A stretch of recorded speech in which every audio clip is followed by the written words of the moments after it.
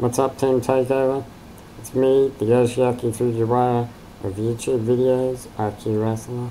And if you don't know who that is, shame on you. UFC 129 was a good show, one of the better UFCs in quite a while. The main event sucked ass, but who didn't see that coming? But before we get to that, there were some really good fights on the undercard. Pablo Garza submitted Yves Jablin with a flying triangle. It was really sick. Ivan Manjavar knocked out Charlie Valencia with an elbow. Well, it didn't knock him out, got the TKO, but it was a sick elbow either way. Roy McDonald hit a German suplex that would make Yoshihiro Takayama proud. If you don't know who that is, shame on you.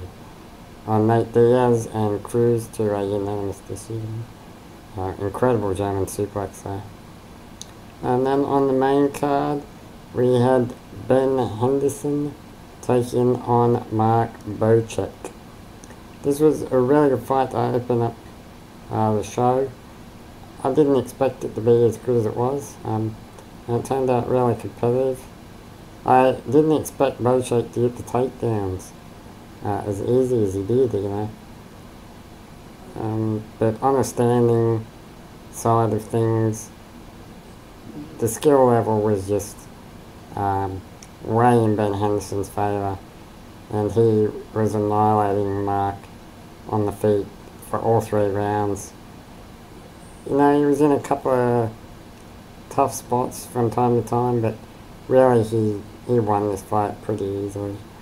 I agree with the 30-27. And a good win for Ben Henderson, coming off a really hard-fought loss to Pettis. This puts him sort of back up in the mix there. There's a lot of guys at lightweight now, so you really got to be very impressive to be a contender in that division. Then we had Vladdy against Jason Brill, Vladimir Matyushenko. Old school as they come. In my prediction video, I predicted Jason Brills, and I could not have been more wrong on that one. Vladdy came out like a house on fire and smoked Brills in about 20 seconds, knocked him the fuck out.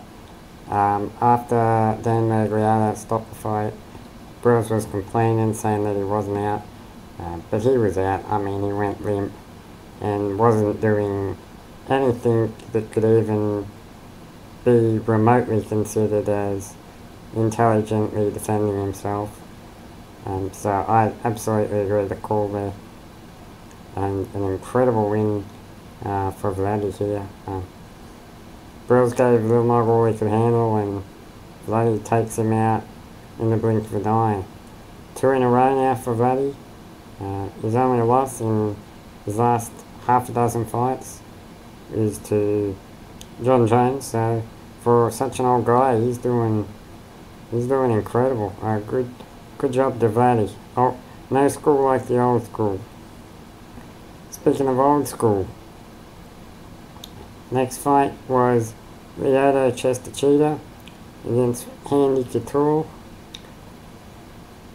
Man, if you had any doubt in your mind if Bloodstained Lane is the true prophet of MMA, come to deliver us all from evil.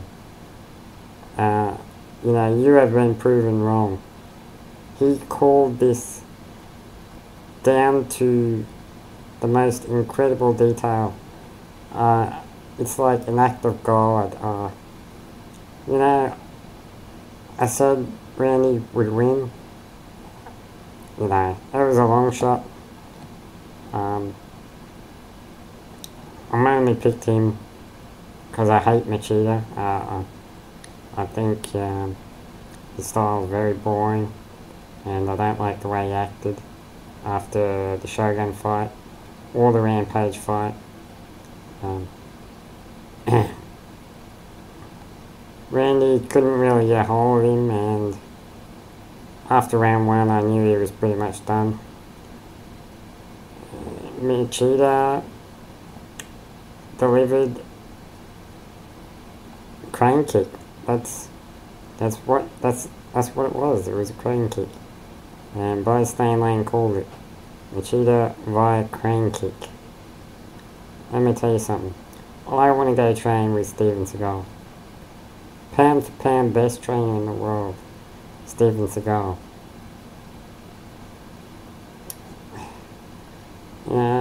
After the fight, Machida was very respectful to Couture, which was nice to see and made me not hate him so much. This was it for Couture, he said, after the fight. Couture announced his retirement. I still think he'll come back if he gets that fight with Thor, but, you know, not such a bad way to go out, really. Getting knocked out in such a spectacular way by one of the best fighters in the world, you know, could be worse. I don't really know if this does a whole lot for Machida.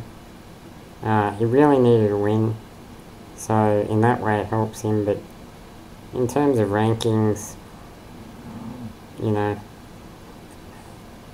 excuse me, I don't really think this will move him up that much.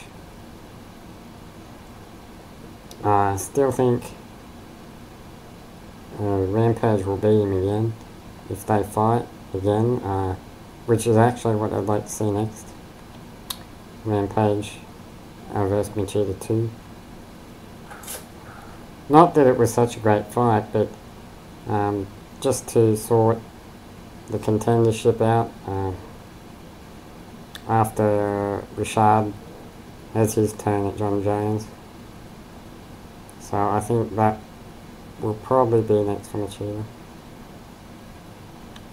In the co-main event, we had Jose Aldo versus Mark Hominick. I said in my prediction video, a lot of people were sleeping on Hominick real hard in this fight, and man, he proved a lot of the doubters wrong. He didn't win, but man, oh man, he showed incredible balls in this fight. I mean, his head, Jose Aldo impregnated Mark Hominick's head with a bucket of chicken. That's how bad it looked. It was disgusting. I think Jose easily won 4 rounds.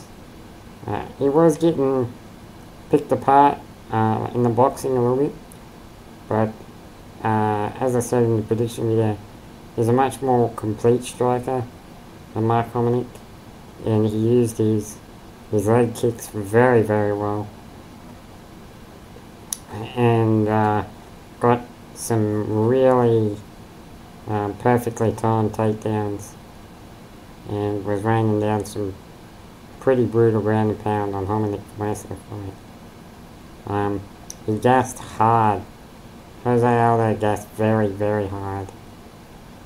They said he had a tough weight cut, and that could be true, but his teammate Marlon Sandro also gassed very hard in his last fight as well, so I'm wondering if there's some cardio issues going on over at Nuevo Bueno. You know, it's just a bit of a coincidence to me that both champions, would gas in title fights. Mark Hominick completely owned Jose in the last round. I had a 10-8. I had the last round 10-8 Mark Hominick. He tried his damn hardest to finish. And massive props to the doctors and Big John for letting this fight continue with Hominick's face looking like it did. You know, he tried very hard to finish in the last round. Just couldn't pull it off. It was a great fight, incredible fight. I wouldn't be opposed to a rematch, but it looks like Chad Mendes or Ken Florian, Diego Nunes will be next. I'm not really looking forward to any of those fights. I want to see Hioki in the UFC. Because, let me tell you something. If that Jose Aldo showed up to fight Hioki, Hioki would tool him. He would smoke that Jose Aldo. His stand-up isn't better than Dominic's, but he uses it, what's the word? He uses it so effectively. And on the ground, man, if that was him on top of Aldo in that last round, it would have been done. It would have been over. We would have a new champion. So I really hope UFC get Hioki, because outside of a rematch with Takeo, which has lost some of its luster with Takeo losing, there isn't really much left for him in Japan. And while I don't want to see a monopoly, I think I really want to see that fight, because I think Hioki could absolutely win that, especially after tonight. Oh man. And in the main event, we had the goddamn sleeping pill versus Jake Shields. I thought we would have the UFC's first death at this show. I thought Joe Rogan was going to choke to death on all the sap that he was sucking out of GSP's dick. I mean, the guy, GSP's face is looking like hamburger meat. And Joe Rogan's carrying on about how GSP is outclassing Jake Shields on the feet. Jake Shields stood with GSP for just about 25 minutes, apart from a couple of little takedowns and some small clinches. And GSP knocks him down once, and Jake Shields gets right back up. GSP cannot finish a handful of Tic Tacs. That is absolutely pathetic. When Jake Shields, he outboxed him. He outboxed GSP. I thought GSP got outstruck just about every round. I mean, he got the knockdown and a couple of takedowns at the end of the round to steal it, but for the most part, he got outstruck by Jake Shields. I don't know whether to laugh or cry that some people consider GSP the pound for pound #1 fighter on the planet. That's a joke. I'm a huge Jake Shields fan, but let's face it, the guy has stand up on the level of Royce Gracie. and he turned GSP's face into freaking hamburger meat. You know, a terrible, terrible fight in just about every way. And if it wasn't Canada, they would have booed the arena down.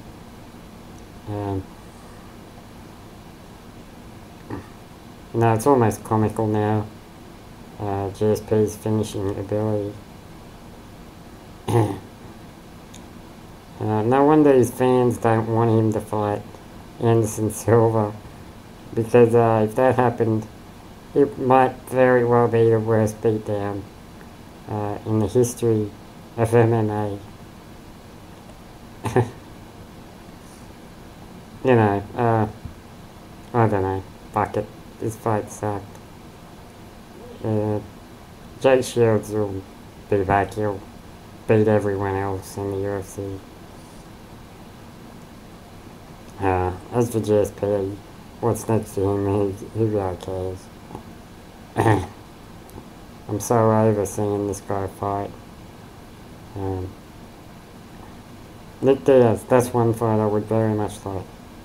I like CGSP versus Nick Diaz. That was the UFC show. You know, a great show, other than the arse of a main event.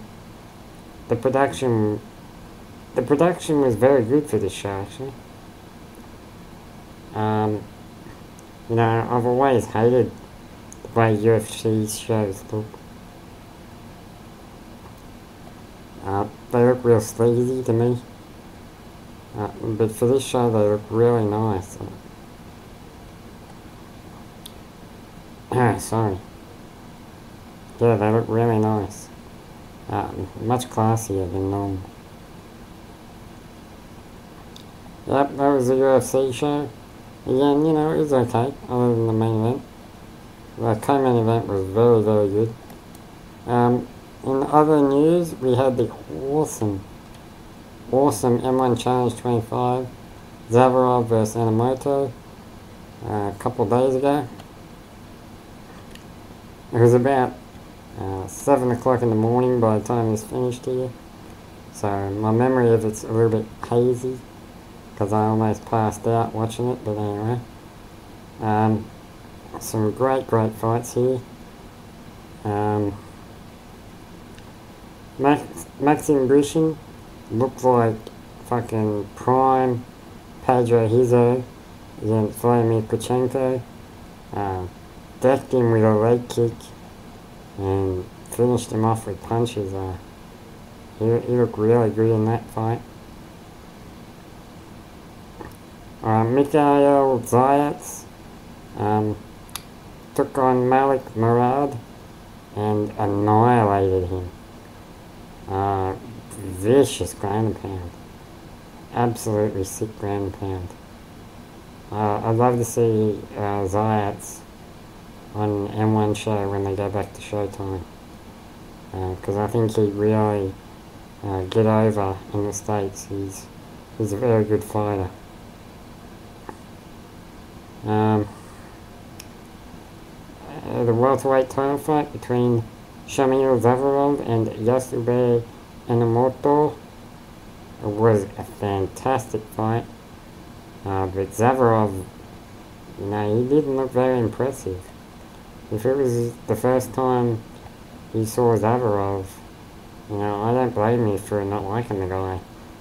He tried to channel John Fitch there a little bit and basically just took Yasube down. I thought Yasube won the fight off his back, and standing, he was all over Zavarov, and you know, he took the fight on short notice. You know, a questionable decision, but M1 have made a rematch, so I cannot wait to see how that goes, with both guys getting a full training camp behind them in preparation. Rematch will be very, very interesting. A great fight, apart from the questionable decision. Friend of the team Takeover, Vinny Magalesh, defeated Viktor Nemkov in a very tough fight. Viktor Nemkov looked like a stud the first few rounds. I mean, he was all over Vinny, and Vinny on the ground, just every time it looked like he had Nemkov in a submission, he would pop right out of it, until the third round when Nemkov, you know, got worn down a little bit and was bleeding a little bit. Vinny Magalesh got on top and hit a go-go platter from the mount, the Vinny platter, for the win.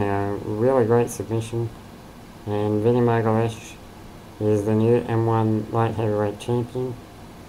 Incredible BJJ guy. Some of the best in the sport for sure, and a great fight. And then in the main event we had Andrei Samanov coming out, well, not coming out of retirement, but his return after a very long break, a 3-year break, taking on the extremely tough Luigi Fioravante. And I was very, very tired by the time this fight got around. So I don't remember it all that well, but the White Shark, Andrei Semenov, looked incredible and cruised to a pretty easy win over a tough and talented dude in Luigi. You know, it didn't look like he lost a step at all.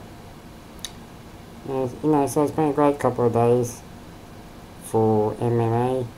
It's nice to see it picking back up a little bit after such a long period of downtime. Both cards were very good. You know, I like them both about the same. And I think that's it. Shoutouts to The Prophet, Bloodstained Lane, Fahrenheit, of course, Sambo, Wayne Shotter, Sean Sinha, Gumby, Fletch, Stillwell,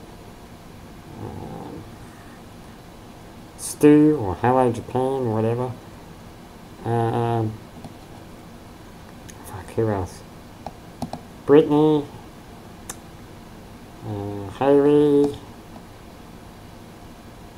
The Fight Nerd, Elon,